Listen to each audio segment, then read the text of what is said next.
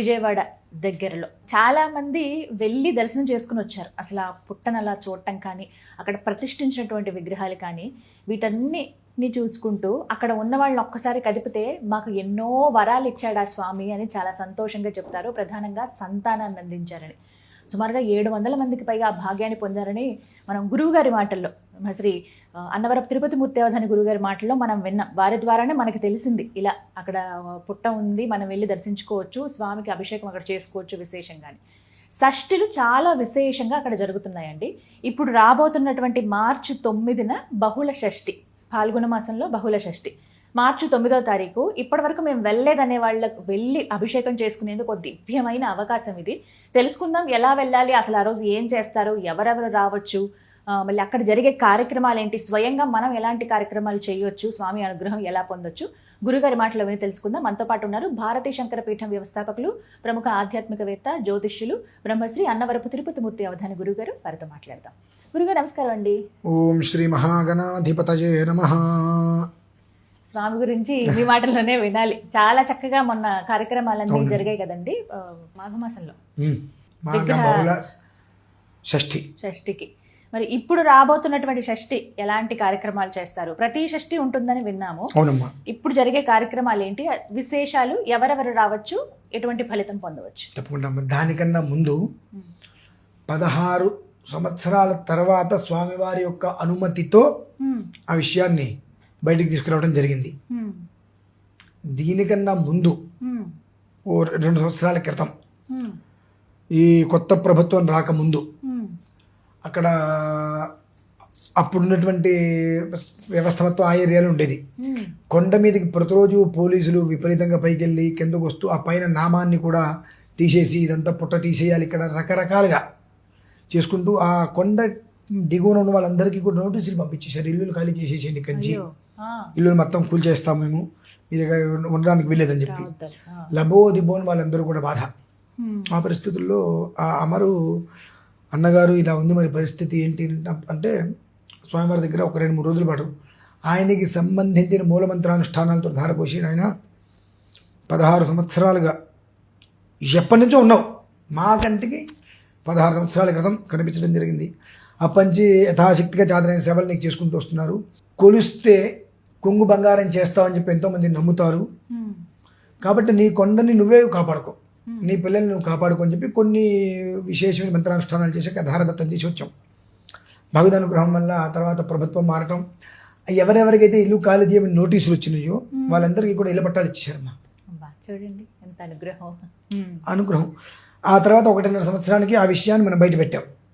స్వామివారు అక్కడ ఉన్నారు, వస్తున్నారని చెప్పి మొదటి నెల ఆ పుట్ట దగ్గర ఒక యాగం చేశాము, నార్మల్గా గడిచిపోయింది. అట్లా 2వ నెల వచ్చేటప్పటికి పళని నుంచి జంట నాగేంద్ర స్వామి విగ్రహం వచ్చింది, దానికి అర్చన చేశాం.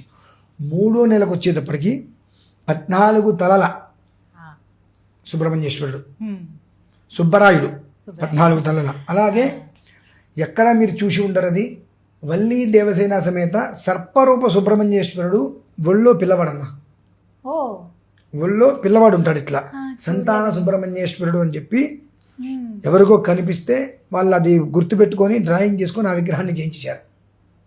ఇప్పుడు ఆ విగ్రహం ఉందేమో అక్కడ. ఇలా ఒళ్ళో పిల్లవాడు ఉంటాడు, వల్లీ దేవసేన అమ్మవారు ఇలా పట్టుకొని ఉంటారు. సుబ్రహ్మణ్యేశ్వరం సర్పరూపంలో పడగల రూపంలో వస్తారు అక్కడ. ఆయన 14 పడగలతో సుబ్రహ్మణ్యేశ్వరుడు, సుబ్బరాయుడు, అలాగే గణపతి. 3వ నెల షష్ఠికి వీళ్ళందరూ వచ్చేసారండి అక్కడికి.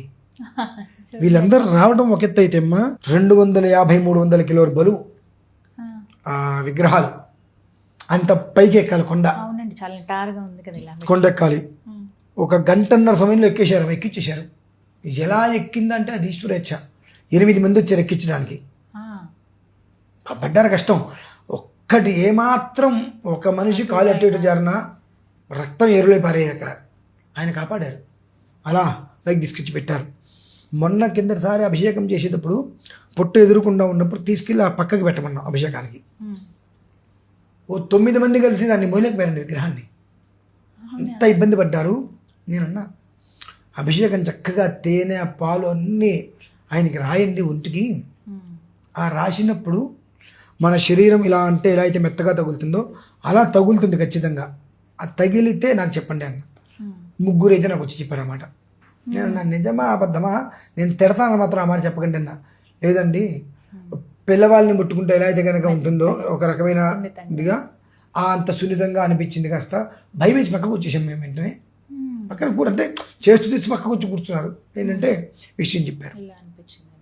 ఆ సమయంలో నేను స్వామివారికి అభిషేకం చేస్తూ ఇందాక 9 మంది పట్టుకుంటే లేవలేదు విగ్రహము, ఆయన చంటి పిల్లవాడయ్యా, ఆయన్ని ప్రేమగా పలకరించి ప్రేమగా ఆయనకి ఆయన చేస్తే కదులుతాడని ఒంటి చేత్తో కదిలిపించాను. అటు ఇటు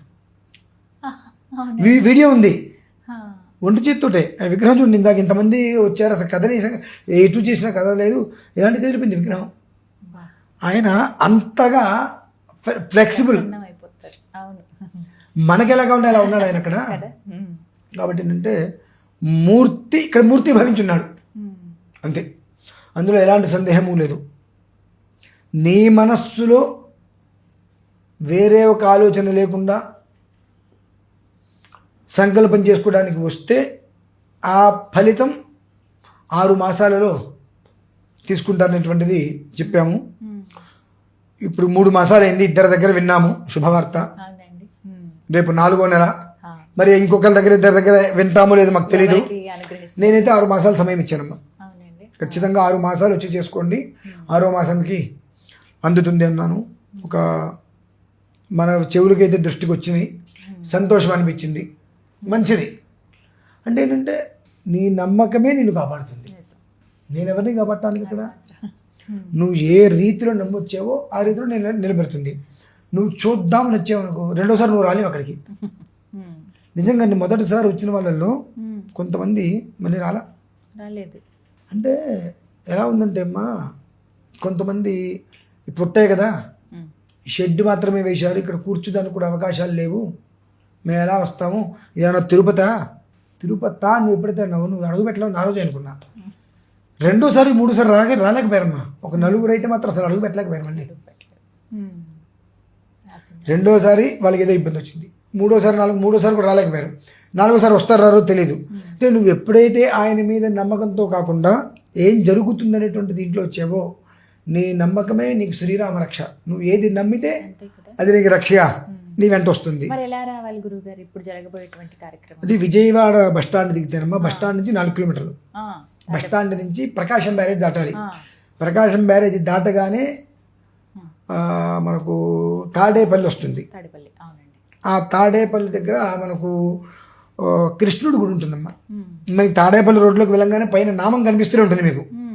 కానీ ఆ నామం చూసుకుంటే మీరు వచ్చేయచ్చు. ఆ కృష్ణుడి గుడి పక్కన నుంచి లోపలికి వస్తూ కొండపైకి 140 మెట్ల వరకు ఉంటాయి.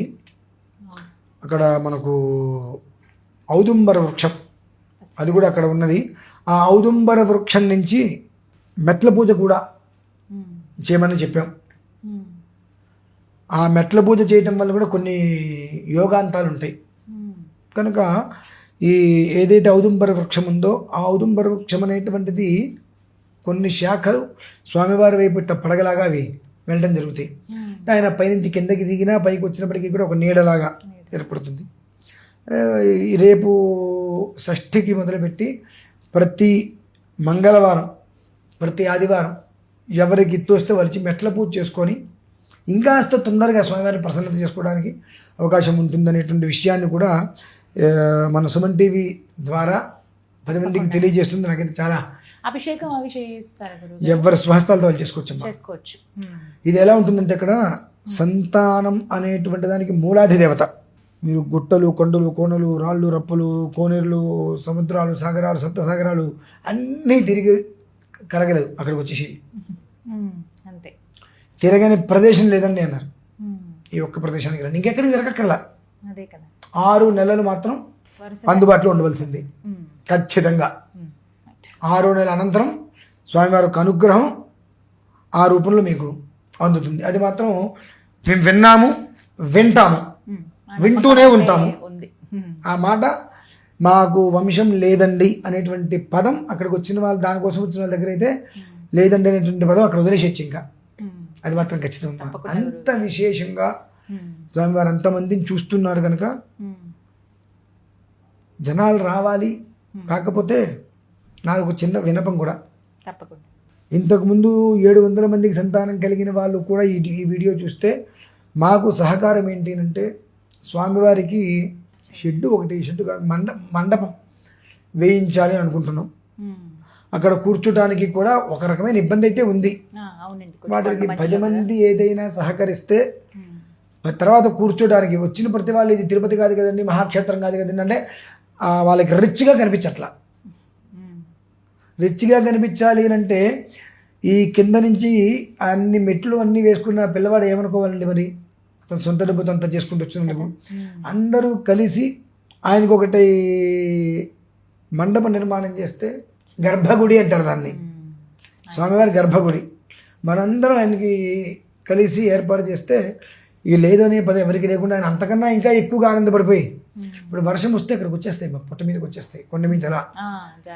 మాకేంటంటే చుట్టూతో ఒక 2 అడుగులు గోడ కట్టేసేసి పుట్టకి పైనుంచి స్లాబ్ వేసేసి మందిరం వేద్దాము గర్భగుడిలా. కానీ అది వేస్తే వర్షం లోపలికి రాదు, ఎంత వచ్చిన నీళ్ళు రావు లోపలికి. ఇప్పుడు మొన్న ఒక చిన్న గోడ కట్టే ప్రయత్నం చేస్తే వర్షానికి మొత్తం కుట్టుకుపోయింది కిందకి. ఆ ఇబ్బంది లేకుండా ఉండాలంటే దీనికి మండపం కూడా ప్రయత్నం చేస్తున్నాం. భక్తులు ఆ రకంగా కూడా ముందుకొచ్చి సహకరించి కనీసం స్వామివారికి మండపం వేయించడానికి ముందుకు రాగలిగితే ఆయనకి గర్భాలయం వస్తుంది. కాబట్టి ఆయన గర్భం లోపల నిలబడితే గర్భ ఆలయం లోపల ఆయన ఉంటాడు కాబట్టి ఆయన ప్రతి ఒక్కరికి కూడా ఆ అవకాశం ఇంకా ఇస్తే ఎక్కువగా ఆయన ఇవ్వగలుగుతాడు. ఆయనకు కూడా ఉంటుంది కదా మరి. ఇంతమంది వస్తున్నారు, తిరుపతి వెళ్తే శ్రీవారి టికెట్ 10,000 అంటే కొనేస్తారు, ఇంకోటి అంటే కొనేస్తారు, ఇంకోటి అంటే కొనేస్తారు. 10,000 రూపాయలు దానికి డొనేషన్ ఉంటారు, దీనికి డొనేషన్ ఉంటారు. మరి ఇక్కడికి వచ్చినప్పుడు ఇంతమందికి ఇంత యోగం కలిగిందని తెలిసి కూడా కనీసం నా నెత్తి మీద రేకుల షెడ్ ఉంది, మధ్యాహ్నం పూట చిల్లులోంచి ఎండబడుతుంది నా మీద, వర్షం వస్తే మొత్తం వచ్చేస్తుంది, మీరు వచ్చినా మీరు కూర్చోడానికి కూడా లేదు కదా, మీరందరూ కలిసి మీకు కూర్చోడానికి ఏర్పాటు చేసి నాకు ఒక మండపం ఏర్పాటు చేస్తే అంతకుమించి ఎక్కువగా నేను మిమ్మల్ని కాపాడుతా కదా అని ఆయన అంటాడు కదండి. అనిపిస్తుంది తప్పేముంది, అంటే మన ఆలోచన తగ్గట్టుగా ఆయన ఉంటాడు కదా మరి. అది అర్థం చేసుకొని ప్రతి ఒక్క మనిషి వచ్చి మన భారతీయ శంకర పీఠానికి ఫోన్ చేసినట్లయితే పూర్తి వివరాలని కూడా అందించడం జరుగుతుంది. వాళ్ళ పేర్లన్నీ రాసుకోవడం జరుగుతుంది చక్కగా. అక్కడ ఏం జరిగినా వాళ్ళకి అది ప్రతి ఒక్క విషయాన్ని కూడా వాళ్ళకి చేరవేయటం కూడా జరుగుతుందమ్మా ఖచ్చితంగా. చక్కగా వివరించారు గురుగారు, ధన్యవాదాలండి. విన్నారు కదండి, మార్చి 9వ తారీఖు బహుళ షష్ఠి పాల్గొన్న మాసం. ఇప్పటి వరకు గత 3 షష్ఠులు ఎంతో వైభవంగా అక్కడ కార్యక్రమాలు జరిగాయి. తాడేపల్లి మీకు విజువల్లో చూపిస్తాను చూడండి, ఎంత పెద్ద పుట్టో. స్వామి ప్రత్యక్షంగా అక్కడ ఉన్నారు, వస్తూ ఉంటారు, వెళుతూ ఉంటారు, అక్కడ ఉన్నారనడానికి చాలా నిదర్శనాలు ఉన్నాయి. తర్వాత ఏర్పాటు చేసినటువంటి విగ్రహాలు కానీ అవన్నీ కూడా వాయు ప్రతిష్ఠ కాబట్టి చక్కగా మీ అంతటా మీరే వెళ్ళి అభిషేకం చేసుకోవచ్చు. అలాగే గురువుగారి ఆధ్వర్యంలో పూజా కార్యక్రమాలు కూడా చేయొచ్చు. సంతానం కోసం ఇబ్బంది పడేవాళ్ళు, కళ్యాణం విషయంలో ఇబ్బంది పడేవాళ్ళు చాలామంది అక్కడికి వచ్చి మొక్కుకుని వెళ్తూ ఉన్నారు. అయితే ఇందులో భాగంగా మేము ఈసారి రావాలనుకుంటున్నాం అనే వాళ్ళకి స్క్రీన్ పైన నెంబర్ ఇస్తాను, భారతీయ శంకర పీఠం అనేది. మీరు కాల్ చేసి వివరాలు కనుక్కోండి, ముందుగానే చెప్పండి. ఎందుకంటే దాదాపుగా మనకు 10-15 రోజుల సమయం ఉంది కాబట్టి ముందుగా చెప్తే ఆ ఏర్పాట్లన్నీ చేస్తారు. మీరు ఎప్పుడు రావాలి ఏంటనే వివరాలు తెలియజేస్తారు కాబట్టి వెళ్ళి అసలు ముందుగా దర్శనం అయితే చేసుకోండి. ఆ దివ్యమైన అనుభూతి మీకే కలుగుతుంది, స్వామి అనుగ్రహం పొందవచ్చు. నమస్కారం.